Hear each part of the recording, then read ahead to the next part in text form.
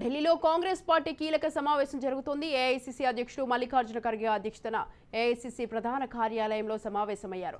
తెలంగాణతో సహా 8 రాష్ట్రాలకు కొత్త పీసీసీ అధ్యక్షులు ఎవరు, ఏఐసీసీ ప్రక్షాళన, పార్టీ బలోపేతానికి ఏం చేయాలి, వచ్చే ఎన్నికల్లో అధికారం ఎలా దక్కించుకోవాలి, ఇవే అంశాలు ప్రధాన ఎజెండాగా కాంగ్రెస్ నేతలు సమావేశమయ్యారు.